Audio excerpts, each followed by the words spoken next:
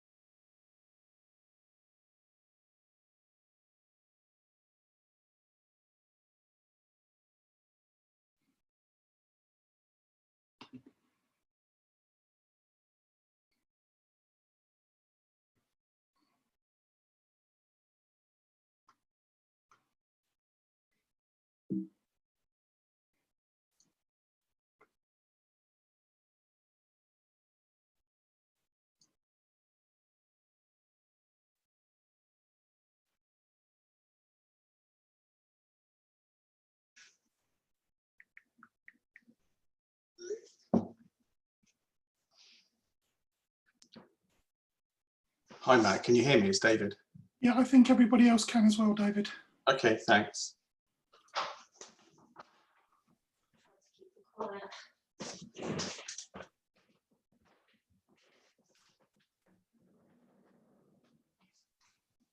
Okay, so it's 4 minutes to, so we'll start at noon promptly.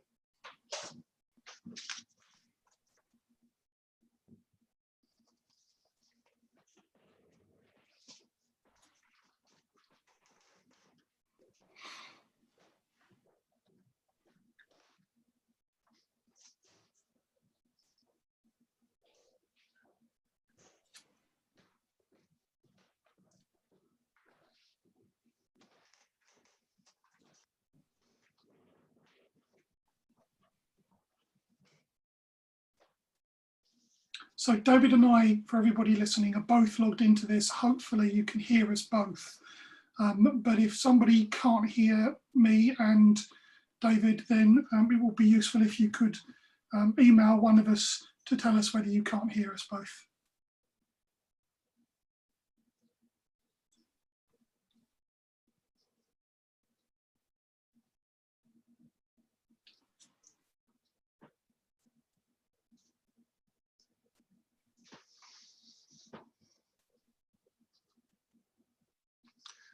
Thank you to Claire for confirming that you can hear both of us. That's very helpful. Thank you. The other thing, I know there's a messaging portal allowing you to send us messages online as we go through this. For various reasons, we're not able to monitor that as we go ahead, and we'll introduce that when we start at 12.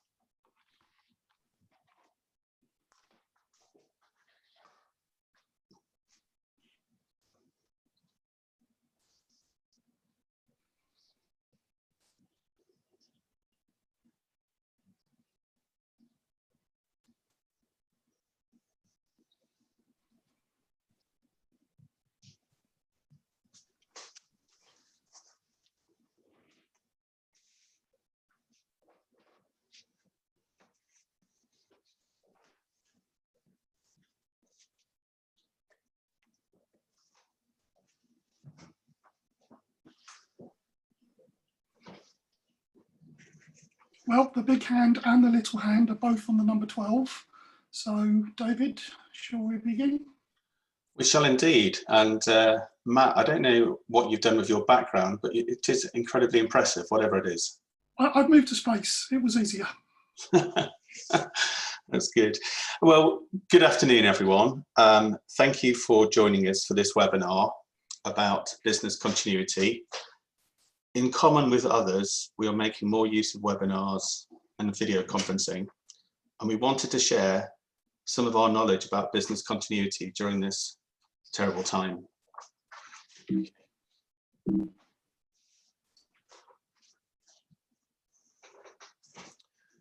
Most of the webinar shall be presented by my colleague, Matt Howgate. Along with my co-director, Melanie O'Brien, Matt's worked very hard on writing guidance and various documents and templates for our clients. I shall start, though, with a few introductory slides and shall also comment on some suggested free software which may assist you. Okay.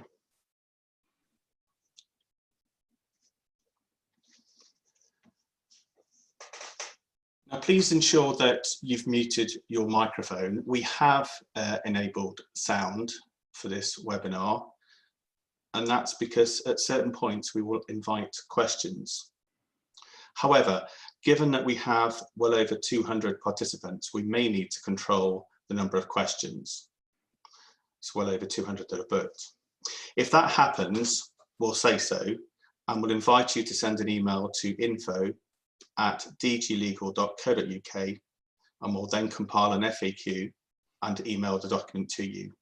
You may find that Matt's face covers part of the slide. If that's the case, as we put in the slide, just simply drag the presenter video box to the corner of the screen so that you can see the slides fully. Okay.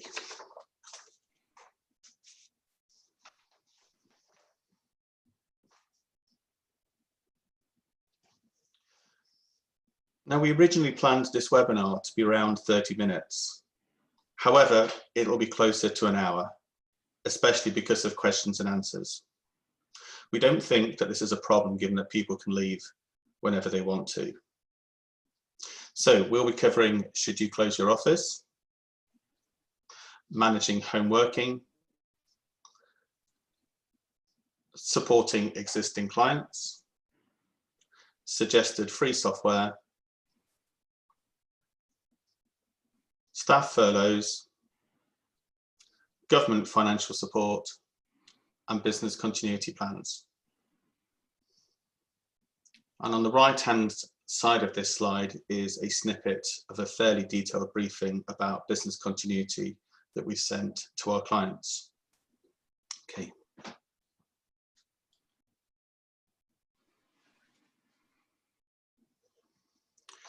By this stage, your office should probably be closed unless there's a very good reason for it to be open. The government's advice is clear that where possible, everyone should be working from home. Keeping your office open when it's absolutely not essential clearly puts you, your staff, and others at risk. If your office is still open, then you need to ask yourself whether that's really necessary. If it is, then are as many staff as possible working from home? Could more staff be working from home? Police will be reassured if staff are working from the office because they are so-called key workers. Okay. You will have probably seen this definition of key workers in relation to the legal sector. And I'm not going to read out those bullet points. You can see them clearly in front of you. We have been asked on a few occasions, though, whether this definition applies equally to civil practitioners such as family lawyers. The answer is yes, if you are required to attend court in person. We understand, though, that many courts this week are moving to Skype and other video conferencing methods. I'll hand over to Matt now to go through some more of the detail. Okay, so as David said, by now your office should be closed unless there are very good reasons why it should stay open. And it's probably worth mentioning that the regulations covering the restrictions applied to individuals are now on the government website and are already passed through Parliament in the normal way. But you need to be cautious of them because they do impose significant restrictions on movement. I think, as the government have said, these are the most significant non-wartime restrictions ever imposed on the movement of individuals in this country. And police are now stopping people. I've had a couple of reports this morning from clients of staff being stopped and asked what they're doing, so it's worth thinking about that. The regulations make clear that the valid reason is to travel for work, but only where it is not reasonably possible for that person to work from home. That means that if it is possible for the person to work from home, that's where they need to work. Now, that might mean they have to pop into the office from time to time to collect stuff, or that you have to arrange for things to be collected, but ultimately staff should be working from home unless there's a very good reason for them not to be. I don't think a very good reason is that it's more convenient for you to keep the office open or for them to work from the office, so just be careful with that. So, If you are having to keep the office open, and there may be circumstances where either temporarily or otherwise you have to keep the office open, make sure you follow the latest government and other online guidance. So in terms of staff or others travelling to the office, try to avoid the use of public transport unless it's absolutely necessary. And if it is necessary, try to avoid the use of public transport at rush hour.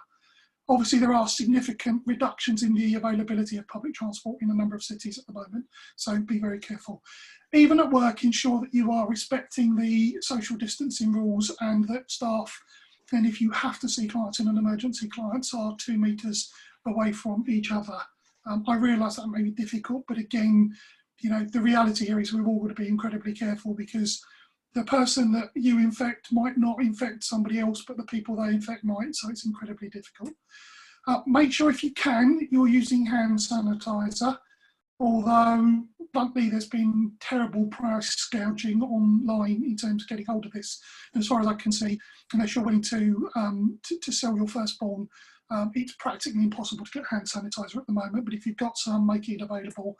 But in any event, make sure that staff and visitors have access to hand washing facilities and that they're washing their hands frequently. Appointments should only be conducted face-to-face if there is no viable alternative and the matter is urgent. So I think we're all discovering that our reluctance to embrace technology in the past was perhaps short-sighted, and there's more you can achieve by telephone and Skype and Zoom than you might previously have imagined. So think of those first. Make sure that you have increased cleaning in the office if you have to keep it open, even if it's just temporarily. Make sure you're cleaning surfaces and disinfecting as best you can.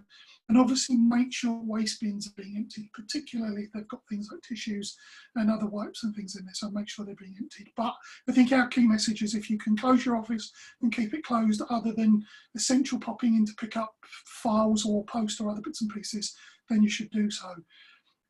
I think it's probably fair to say that at some point during this, if you haven't already got staff who are ill, you might have staff who are ill or who are at least showing symptoms and who therefore may need to self-isolate.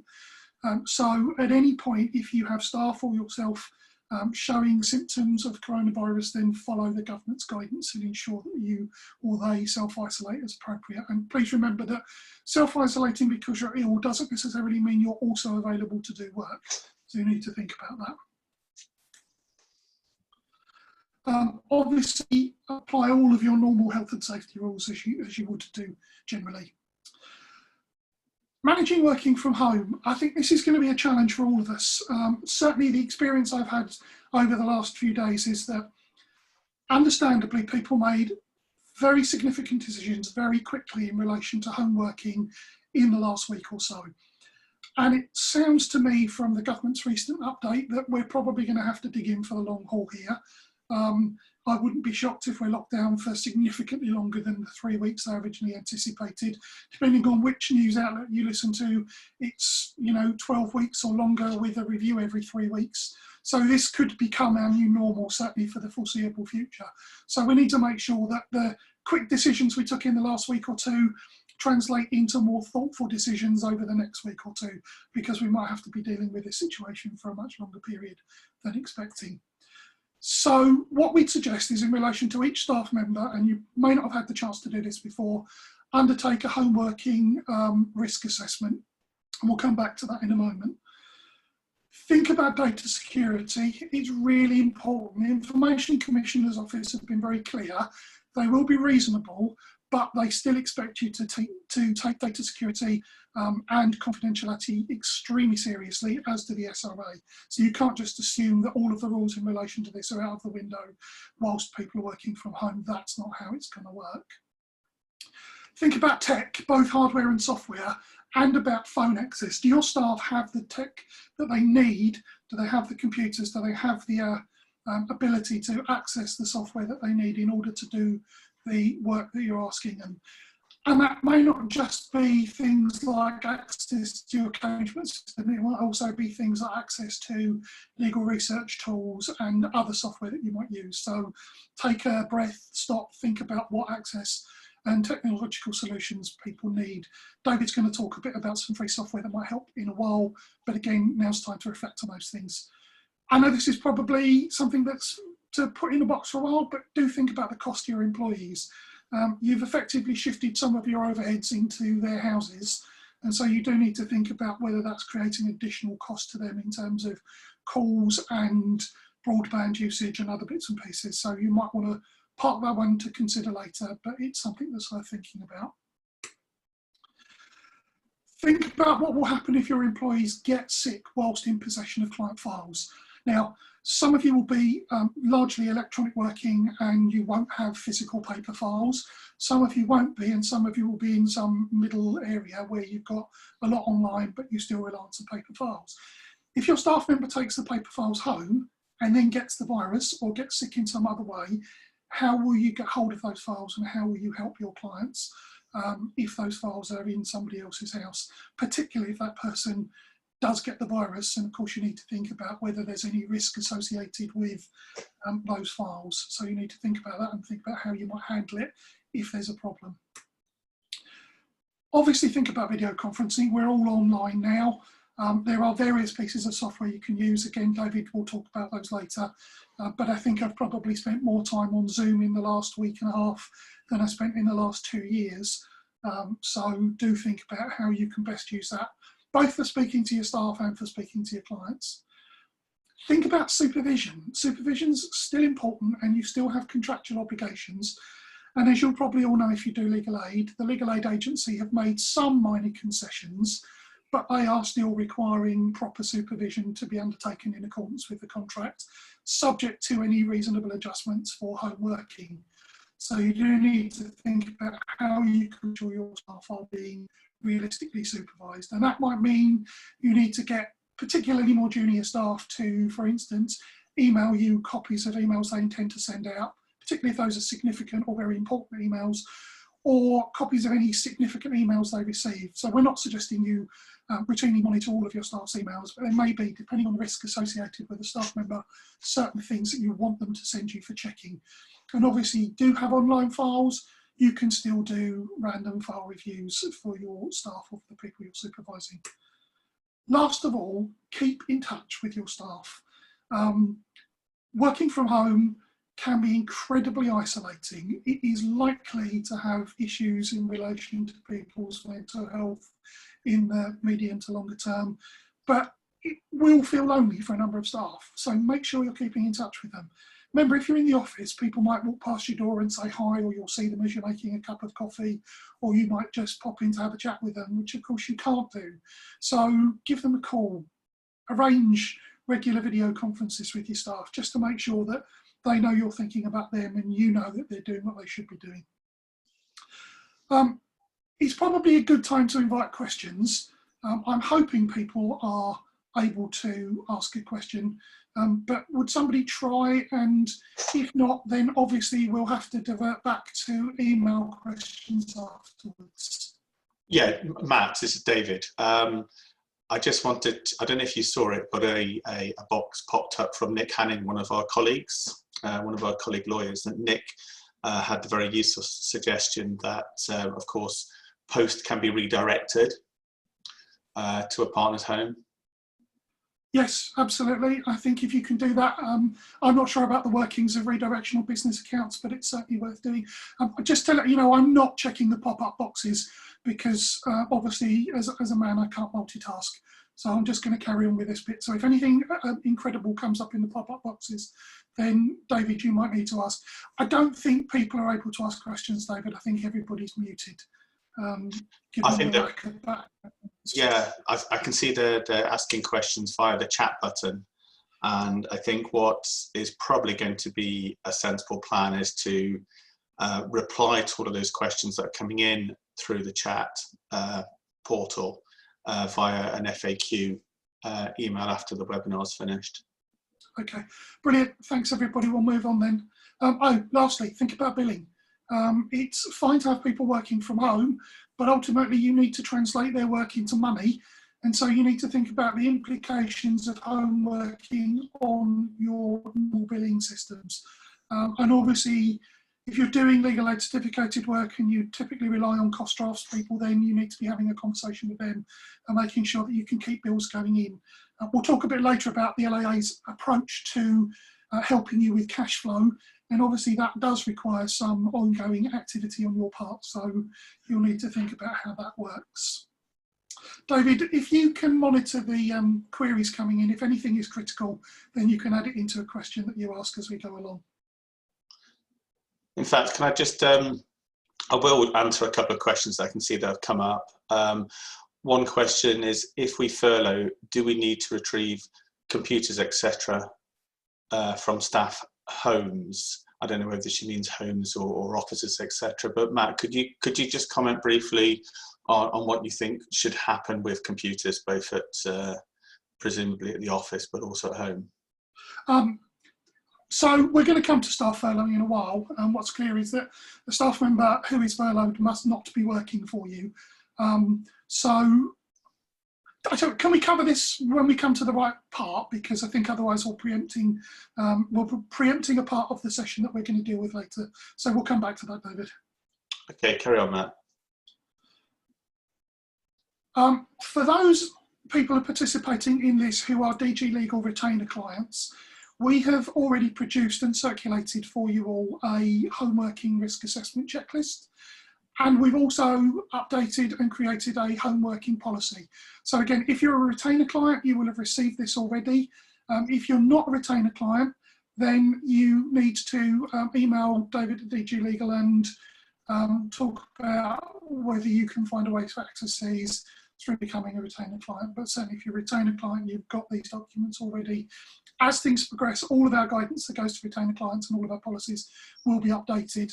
Obviously, this is a live situation and we're adapting as fast as we can to make sure you've got the tools and information you need to do your job as best you can. Supporting existing clients is really important to remember here that you have ethical regulatory obligations to your existing clients, and that you need to get this bit right, because I think that if you let down your existing clients, or at least if they feel let down, if they feel they can't get hold of you, if they feel that they're being neglected, regardless of this virus situation, they probably won't be slow at posting negative comments online or negative reviews. So make sure that you're thinking carefully about how you can look after your existing clients. First and foremost, let them know you're still open, if you are still open, and let them know that you're working on the cases if you're working on their cases. If you're not working on their case because it's non-urgent and you don't have the capacity because of staff sickness or absence, then tell them, manage their expectations. You need to be very clear with them. But remember, you do have a retainer with them. So if you're furloughing staff, if you're reducing your capacity, you still have ongoing contractual obligations in relation to the work for existing clients. So you need to think about how to balance that.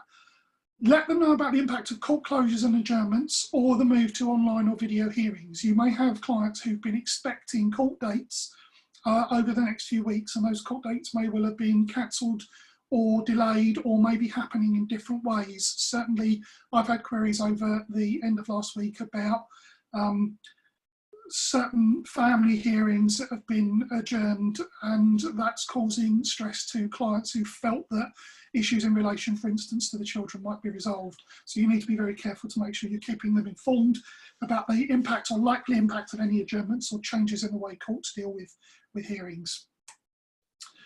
Let them know how they can contact you. Now, it may well be that you've already redirected your main lines, or you've given your clients direct dial numbers which have been redirected, or you've given them mobile numbers. But if you haven't, think about how you do that. It may be that you need to take some time this week after last week's initial panic to try to make sure that you've told all of the staff, all of the clients who need to contact you, how they can do so. Let them know how they can get documents to you if needed. Now, obviously, don't bombard all clients with a random email about scanning and emailing, but if you have got clients that need to send you stuff, help them understand how to do it. Don't assume they know how to scan or file off and send you documentation. Many will, but many won't, so you might need to give them fairly easy instructions on how to get documents to you. And obviously, if your office is closed and you want to minimise visits to the office, try to stop them dropping stuff in, not least because that might not be considered essential travel outside of the home. So be careful not to encourage them to do that. Make sure you can keep on top of their cases, and that includes managing key dates and other limitations. As I say, it's probably okay for now, but if we see staff getting sick, then this may be more and more difficult. So think about your plans for dealing with their cases as the need arises. Have a backup plan, as I've already said, if staff do get sick. So you might need to think about who can take over somebody's urgent case, and make sure that staff are keeping you as principals in the loop in terms of what they're doing on cases, so that if they do get sick, you know you can step in, or somebody else can step in and help out. If you're doing legal aid work, we have been working very closely with the Legal Aid Practitioners Group, and I've helped draft a piece of guidance for LAPG, which hopefully translates the LAA's own guidance in a way that is slightly more helpful, particularly around digital signatures. Now, at the moment, it's a bit civil specific, but we're hoping to broaden that to be more crime specific moving forward.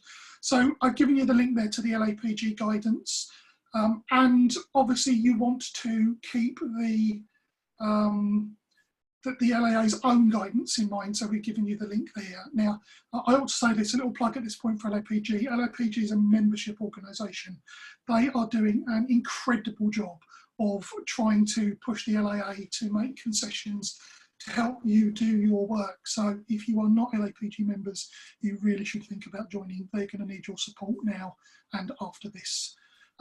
David, are there any questions that come in at this point that we can answer? Well, people are asking a few questions via two different avenues. One is the webinar chat button, and one is the Q&A button. There's an interesting question in relation to storage of files. Do we have any recommendations for how to store things safely and respecting confidentiality if we cannot pay for a locked cabinet for anyone? Would keeping files in a separate room like a study be acceptable, or keeping in a non-locked box with a lid away from the main living area? Any reasonable thing that you can do with the resources available and given the limitations, because I'm pretty confident that if you tried to buy a small lockable cabinet now on eBay or on Amazon, you probably have to spend significant amounts of money if there are any available. So what you need to do, first of all, is talk to your staff member in the context of the risk assessment about data security of physical files in their specific circumstances. Now, obviously, some, it may not be a problem. They may have a separate home office with a lockable cabinet, or the door is lockable and that's not a problem. Some may be in a shared house or flat with other non-family members, and it may be much more difficult. So as long as you're taking steps to make sure that files are not left hanging around, that extremely confidential calls are taken if they can in a separate room, and then at the end of the day, if files are then put away in your staff member's own room or in a box, or preferably in a lockable box, that should be enough. I mean, hopefully we're not going to see any significant data breaches as a result of this. If we do, the ICO is going to want to make sure that law firms did as much as was reasonably possible in the circumstances. So just be sensible about it. Okay, there's also a question of what do we recommend for DX? Are people redirecting this also to senior solicitor? And will the LAA put sending files back via DX on pause? And I'll answer that one. Well, DX, of course, is an alternative to post. And assuming that the DX have a redirection service, which I'm sure they probably do, then the answer would be yes. Will the LAA put sending files back via DX on pause? I would think so, but the thing to do with this particular question, I'm quite happy to do this myself, is you can tweet questions to the legal aid agency. There's two different addresses, and I think they're pretty good at replying because they're aware that all your followers are watching.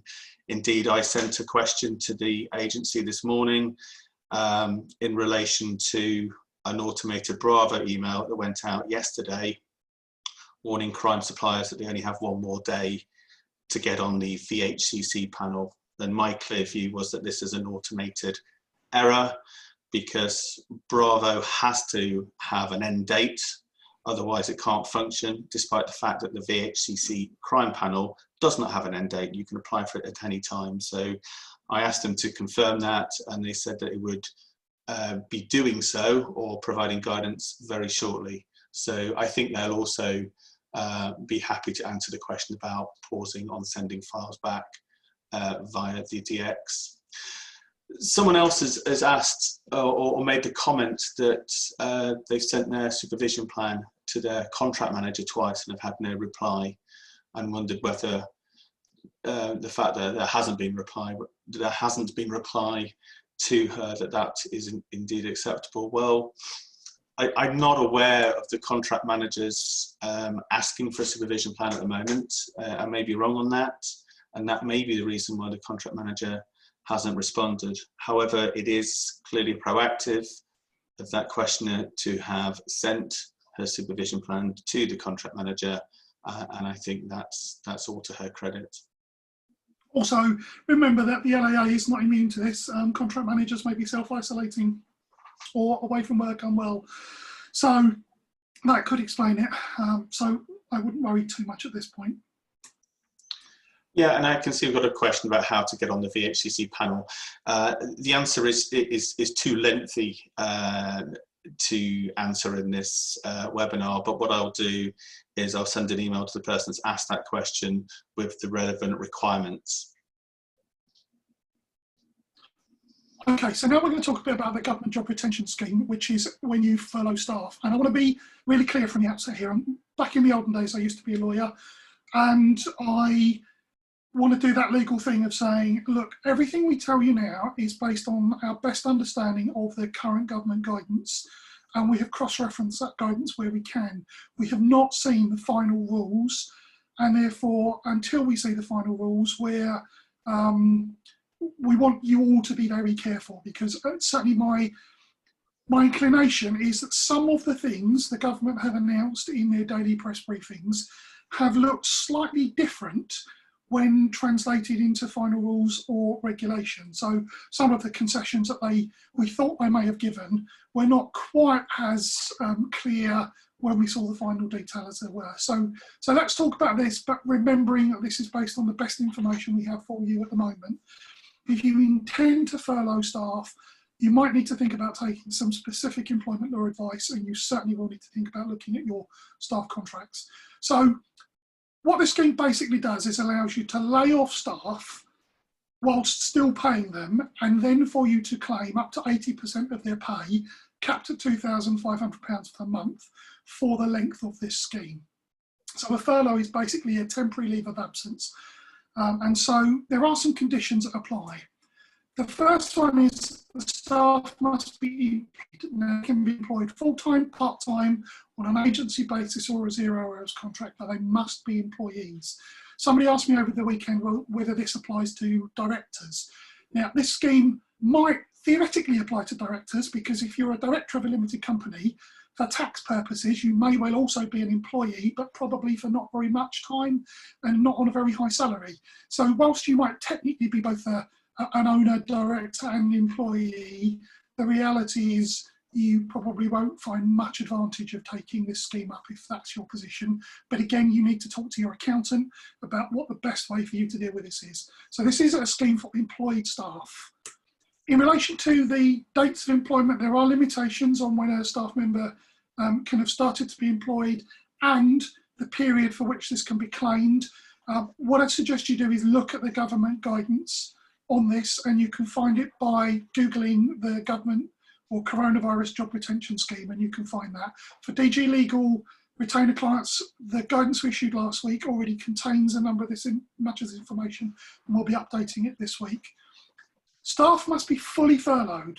They can't work part-time. Now that's very clear from the latest government guidance. So you can't lay somebody off for 3 days a week and keep them working for 2 days a week. That's not how this scheme works. They're either laid off or they're not laid off.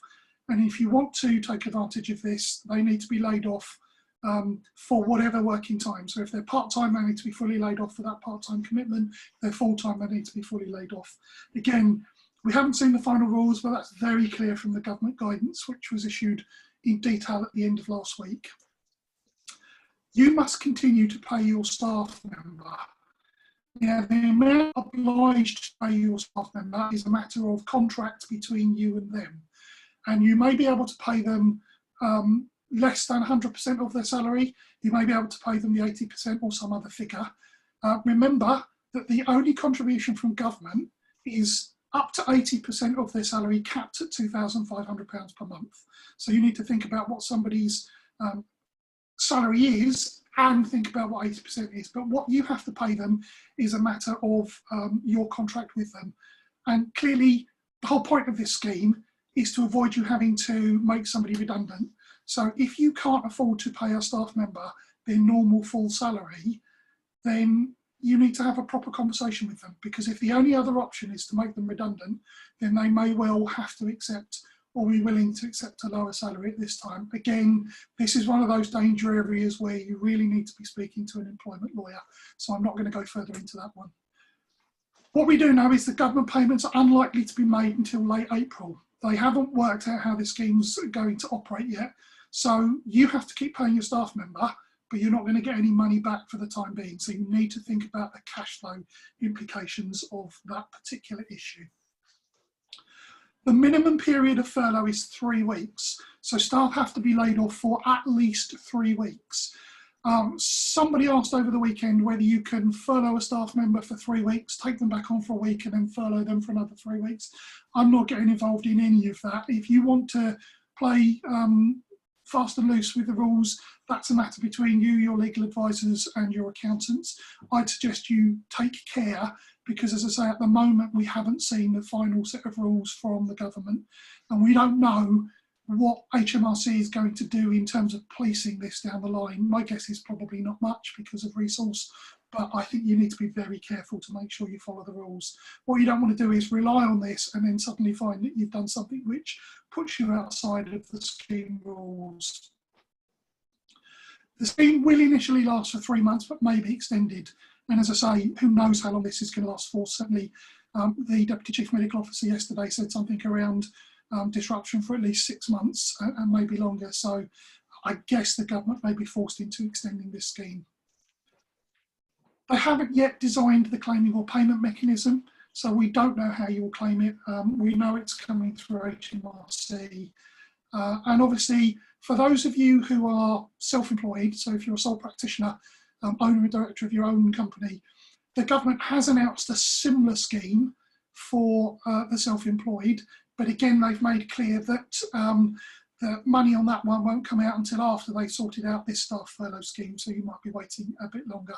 And of course, they've also said that any of us that are self-employed are probably going to end up paying more tax in the future to pay for all of this. So there you go, take with one hand, give with the other.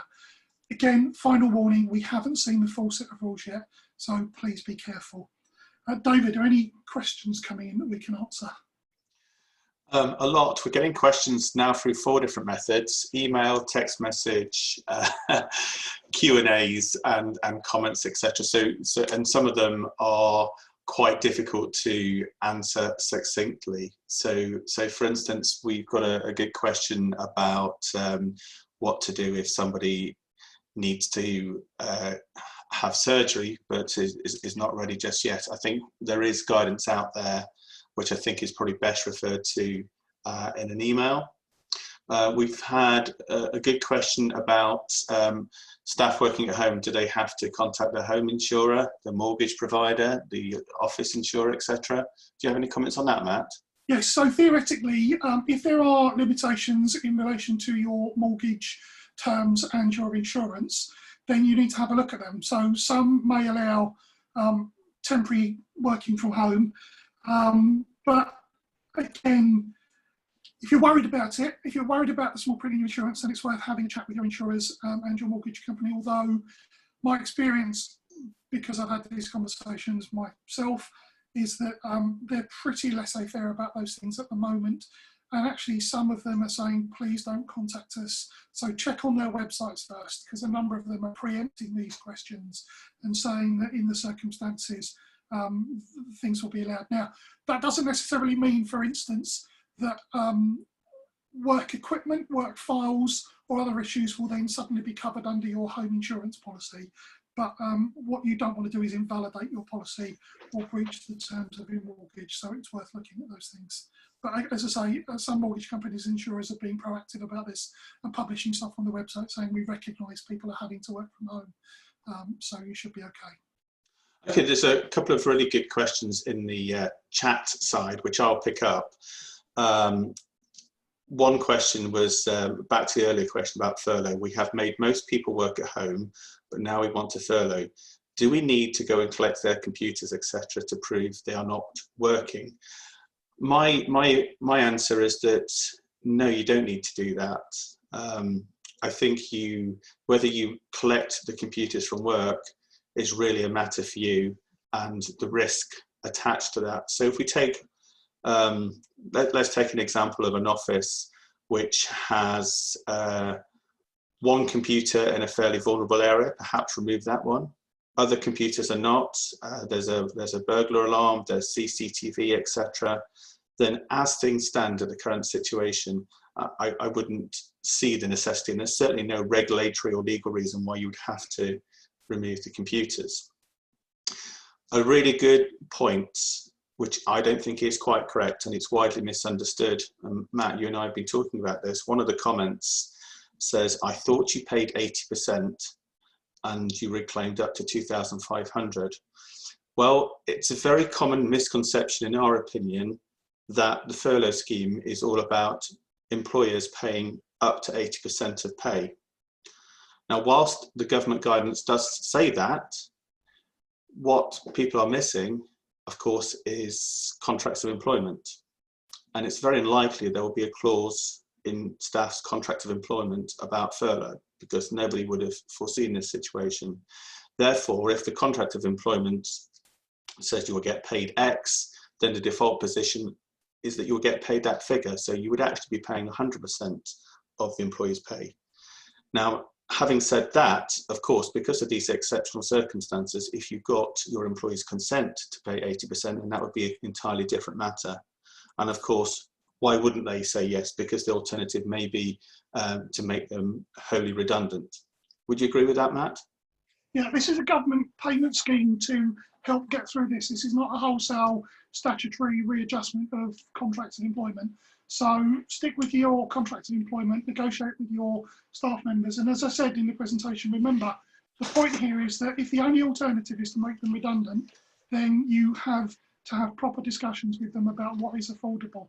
But as I say, keep an eye on this. In terms of collecting the computers, no, I don't think it's essential travel to go to your staff member's house to collect their computer if you've told them they're laid off and they shouldn't be doing any work for you. And I think we ought to trust our staff. Now, of course, you know, if ultimately you have a staff member working from home, they are furloughed and they continue working, then bluntly you're at risk if HMRC start policing this. Because ultimately you're going to have to give a declaration that your staff member was furloughed, and you know, who knows, there may be some audit system down the line. So you just need to be careful, but I certainly wouldn't be worried about collecting computers unless you have a really serious concern about data security, and if it's an unsecured computer, which of course it shouldn't be by this stage. Let's just take one last question, because the volume of questions coming through the 4 different channels is no way we'll be able to answer those within the hour, and we're 40 minutes into it already. But just one more question. Can trainee solicitors be furloughed, Matt? Yes. Yeah, trainee solicitors are employees, and we've already spoken to the SRA about this particular point. There is nothing in the training regulations which precludes this. Now, obviously, you know, you do have obligations in terms of training them, but they are staff members and they can be furloughed. Okay, some questions about POA claims. We're going to come to that a little bit later, Matt. So if you can just carry on, please.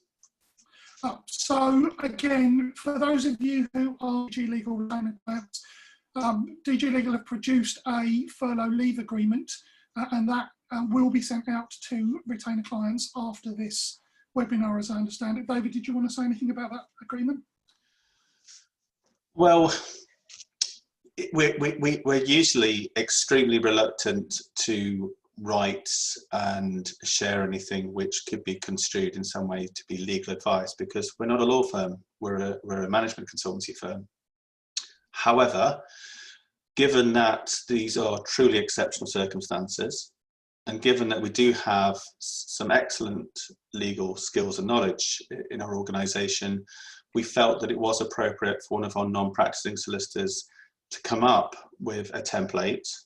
And we were also very conscious that there's virtually no templates available at the moment because things have just been moving so fast. So what we've done, we've drafted a template. We have sent it at the weekend to a leading employment solicitor. That's Beverly from Crossland Solicitors, and she has added to that template. So what we're going to do is we're going to share that with our retainer clients on an information-only basis. And if they feel that it needs adapting for their firm, then they'll need to take employment law advice. Brilliant. Over to you, David. Okay, useful software. Well, we thought it would be really useful to share software and other services that we think are working well for us and indeed many of our clients. So firstly, in relation to telephones, we use a telecoms company that has always provided us with free calls to all law firms and all legal institutions, including courts, police stations, etc. Please let me know by email if you want to know more about that company. It's a company we've used for around about 15 years now. Secondly, and you can see in the slide there, a snippet of the DG Legal email checker. So this is a piece of software we designed a year or two ago, and this was in response to many of our clients having the very common problem of staff sending a confidential email to the wrong party. I think most of us have done it at some point. So we do provide this free of charge, not only to our clients, but to anybody that wants this email checker, they can have it. So the idea is that when you press the send button, that box appears and asks you to confirm that the recipients listed below are correct, and any attachments, any documents attached are also correct. So it just slows you down a little bit and makes you think for a few seconds about whether an error has been made. So I reiterate, that's completely free. Please send an email to us if you want to have that software. We use Microsoft Teams internally for discussions and small video conferencing sessions. The chat feature is similar to a WhatsApp group, but is more sophisticated. You can, for example, refer to attached documents. You can also make phone calls using this software. It's free if you are an Office 365 subscriber. So if you do have Office software, please do have a look at it. I think it will improve your productivity. Of course, we use Zoom for larger internal video conferencing because the quality is generally a little better, but also, of course, for webinars such as this one. Now, coming on to R-Mail, it's a real shame that most practitioners have not come across R-Mail. I think it's excellent. I think it's the best piece of software I've come across over the last 5 years. What is it? It's a piece of software that plugs into Outlook and has some very impressive features. It enables you to encrypt emails with or without a password or key in Outlook. And it's the only system I've come across that can do this. Encryption, of course, is really important, but it's never really taken off because people are put off by the fact that you have to use a key or a password. Well, this is one system that gets over that hurdle. Clients can reply and send an encrypted email back to you without having the software installed at their end. Rather amazingly, it tracks the journey the email has been on and proves that emails were sent and opened without the receiving party having to click on a consent button. That's amazing or scary depending on your point of view. It has been used in court as admissible evidence in the past. It also enables clients to easily sign and return a document or contract. Probably the most common example for people listening would be client care letters.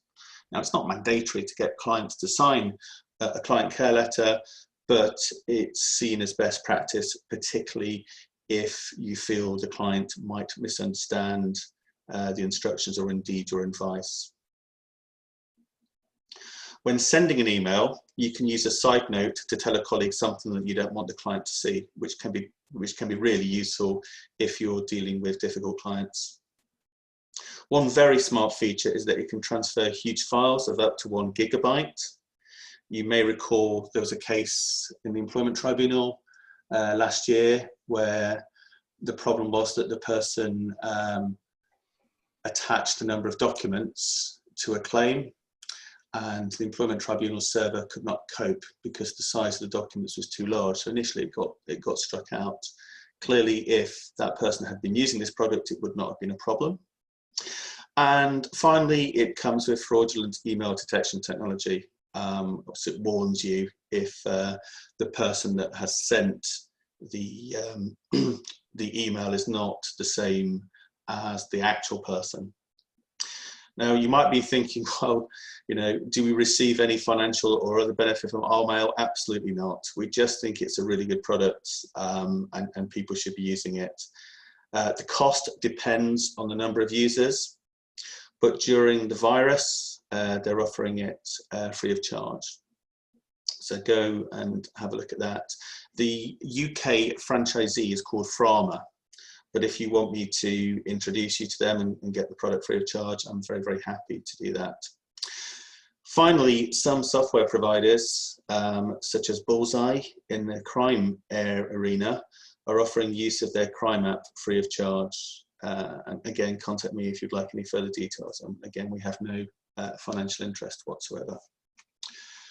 Okay, now we had the question about financial relief for legal aid practitioners. So Matt, I'll hand back to you to cover that.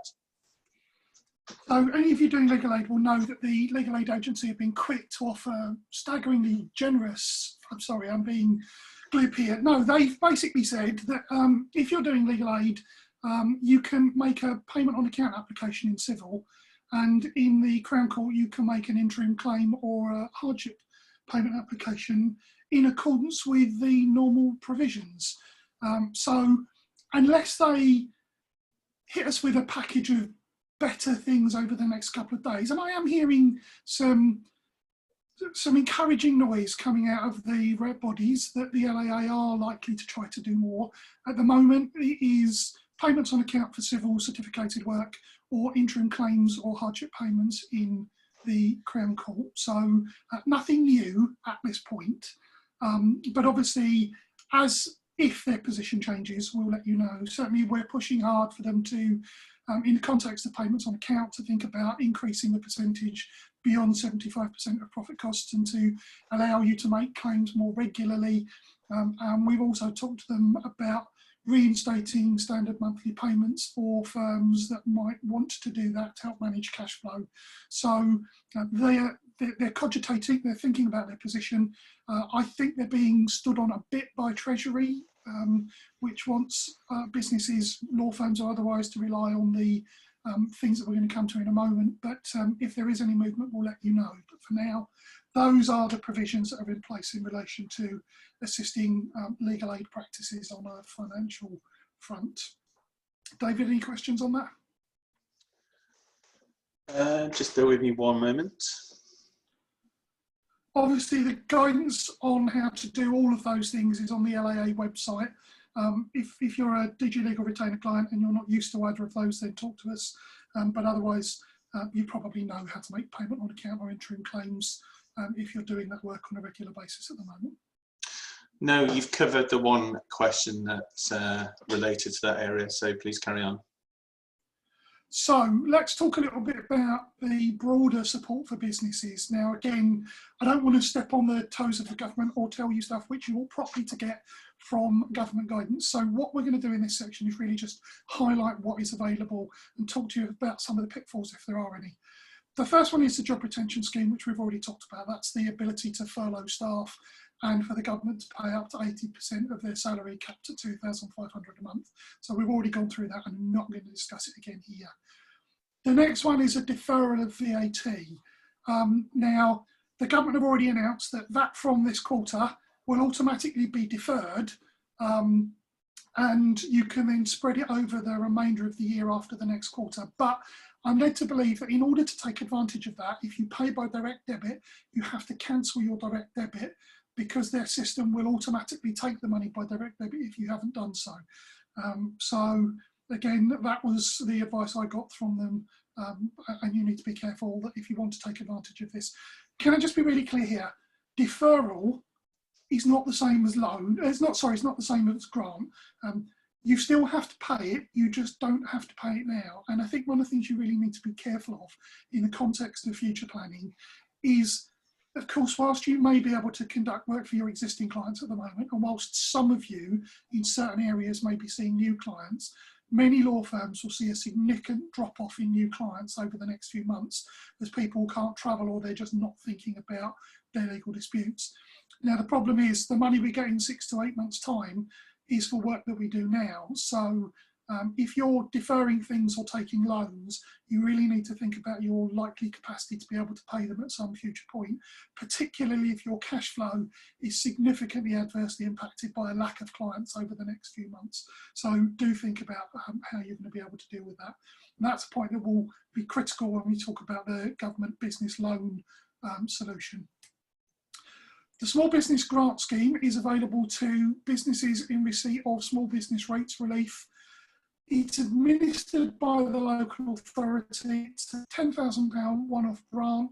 And if you're eligible, and obviously the local authority know whether you're taking advantage of the Small Business Rates Relief Scheme, if you're eligible, apparently the local authority will contact you. When they'll contact you, how they'll pay it, I'm not sure, but you don't have to apply for it. They will contact you and tell you if you're eligible for it. So again, look out for that one. The other one that you may be thinking of taking advantage of is the government-backed loans. Now, these are administered through the British Business Bank. There are 40 commercial lenders who are dealing with this. The government will guarantee 80% of the loan. Apparently the bank is expected to guarantee 10% and the last 10% is in the air. And the government will pay the first 12 months interest. But there are a few things you really need to think about. This is a loan, not a grant. It will need to be paid back. Although the government is guaranteeing it, certainly up to a percentage, there's no guarantee that your lender will give it to you.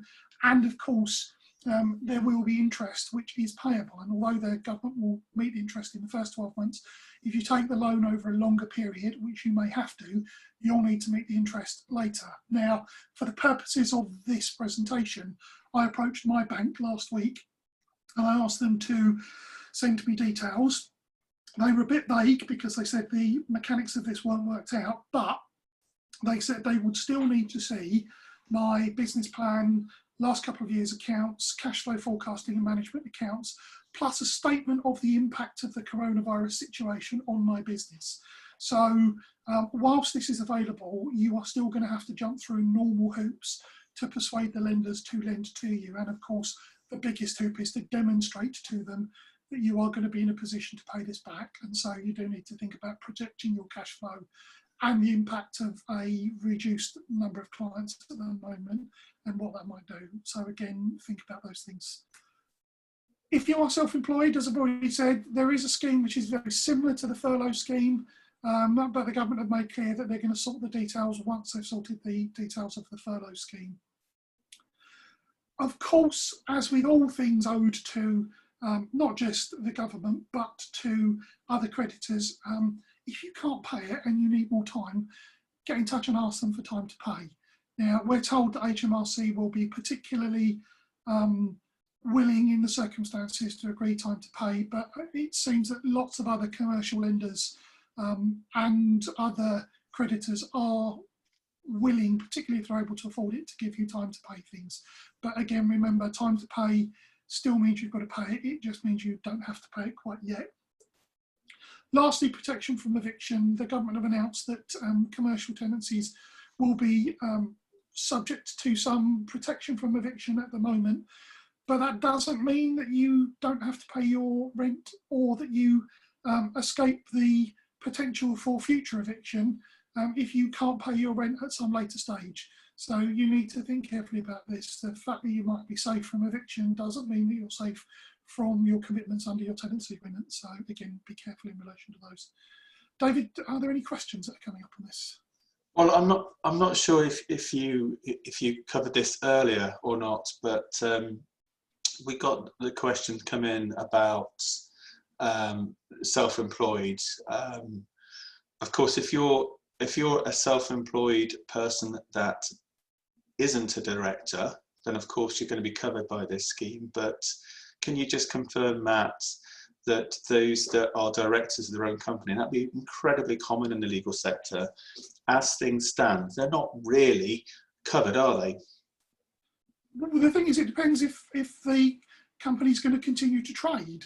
And I think that the difficulty that most of us have, David, and most law firms will have this, is because of our existing regulatory and other commitments to our existing clients, whilst we might be in a position to furlough our staff, we generally speaking can't shut our businesses. And therefore, insofar as the furlough type scheme relates to us as business owners, we're probably not going to be able to take too much of an advantage of it, because we're keeping the business open, even if on a kind of skeleton staff, but we're still trying to do things for our clients. So we need to keep an eye on that. I mean, I think we've got to be realistic about this. It's not easy for law firms to shut the doors completely, because we've still got active and open casework. And so whilst we might be able to downsize and take advantage for staff of the furlough scheme, the other scheme doesn't seem to bite if we're not being similarly treated.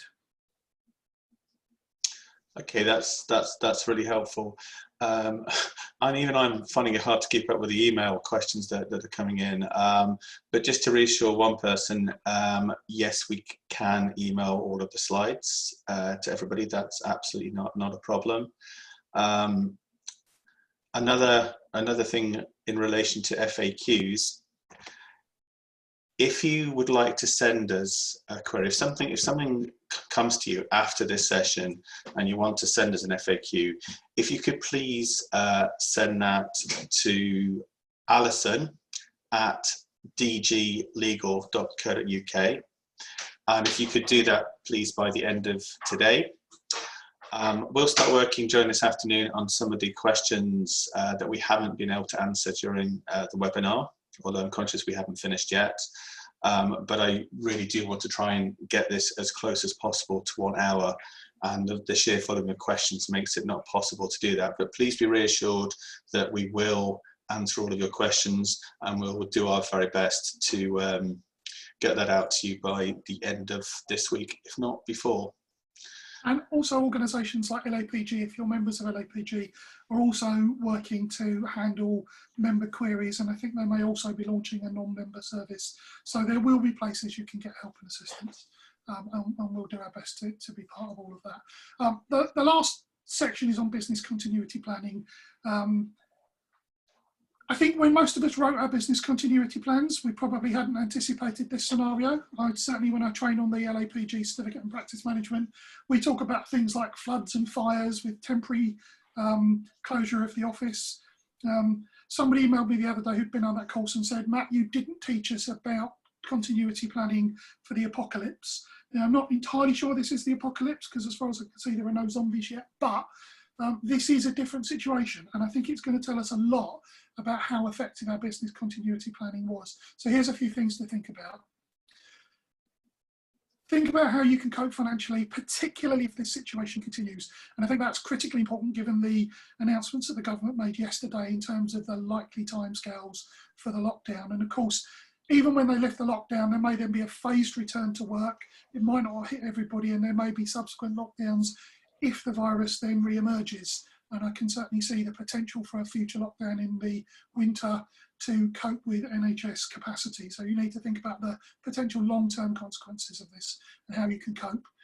If you haven't already done it, undertake some, oh God, I'm going to sound really boring here, some medium and longer term financial forecasting. Think about your cash flow, think about your income and expenditure, and work it out, certainly for 18 to 24 months, because if this is going to last for 6 to 8 months and maybe have slightly longer detrimental impact in terms of staffing and client numbers, then you need to be forecasting and have some understanding of where things are for you.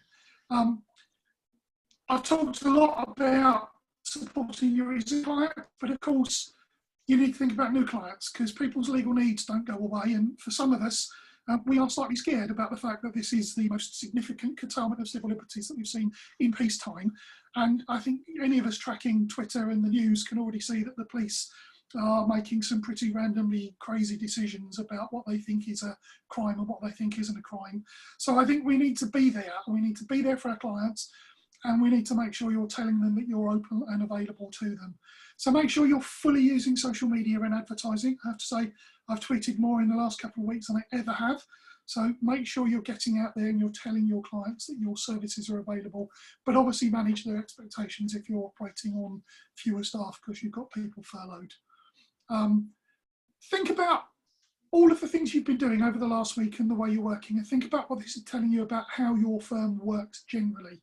I have to say, I've got clients who have in the past poo-pooed moving to paperless working, and who've poo-pooed significant home working, and who've poo-pooed investment in technology, and who would rather have done all of those things differently now. So think carefully about what this is telling you about the way you run your firm. Should you perhaps be increasing the speed with which you move to paperless working? We've already talked about the risk of staff having physical files in their houses.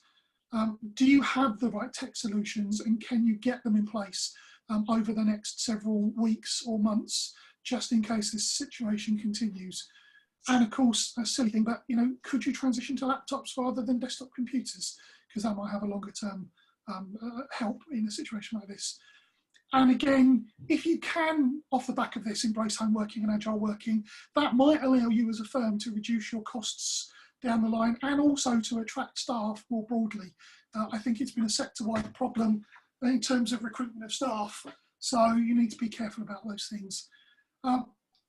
Lastly, just think about what is working and what isn't, and how you can adapt your business continuity plan in future to make sure that that if this happens again, or if a similar situation happens again, you're better prepared for it.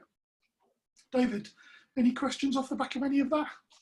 Yeah, lots and lots, but I'm conscious that we're just over 1 o'clock. So what I'm going to do is we're going to collate all of the various questions by email, text, webinar chat, Q&A, and get an answer out. The one thing I wanted to mention though is it's going to be a lot easier for us if we just copy and paste these questions. Now with the webinar chat and the Q&A, it has your name on it. Now I'll probably just leave your names on it unless you send me an email objecting to that.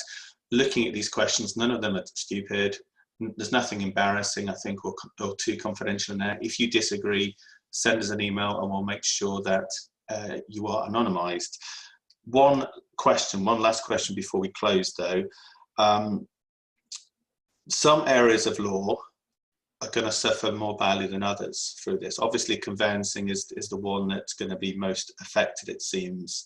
There are other areas which may see an increase in their work. So for instance, wills, power of attorney, divorce, mental health, etc. One question for you, Matt, is this is a time where some practitioners that do offer wills could be writing to past clients. Do you think that's in bad taste, or do you think that's just eminently sensible in the current environment? I don't think it's remotely in bad taste. I think the reality of the situation is that we, as a society, will lose people that we would not otherwise have lost, and I think it's incumbent on us to help people prepare. Now, obviously, you can choose the wording, but I don't think there's any particular problem with that. I think people need to be prepared. I mean, obviously, I hope it isn't as bad as people are saying, but when the government stand and make an announcement that if we get away with less than 20,000 deaths, we're lucky, that's worrying. Now, that means that there may well be up to 20,000 people out there who need a will and haven't got one and should be thinking about it. So, again, I don't think it's doom-mongering. I don't think it's bad taste. I think it's quite proper to have conversations with our clients and say, we offer this service, because lots of people may well be thinking about this and may well be wanting some help and advice and may well not know quite where to get it in these circumstances.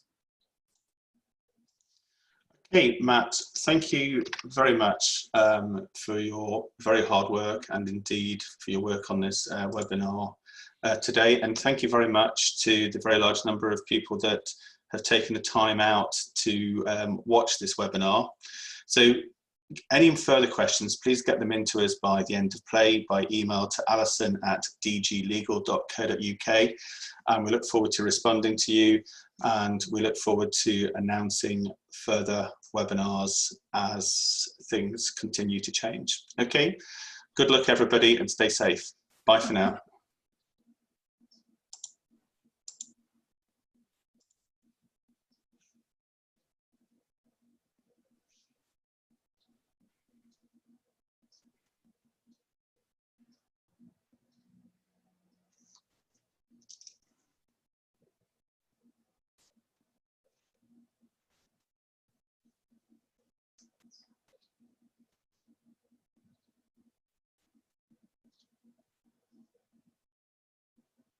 Okay, Matt, do you want to close the meeting?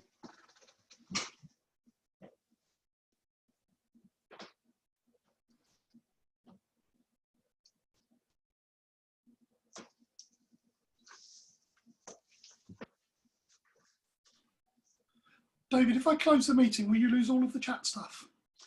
I don't think so, but I've copied and pasted it onto a Word document in case that happens. Okay, I will close the meeting.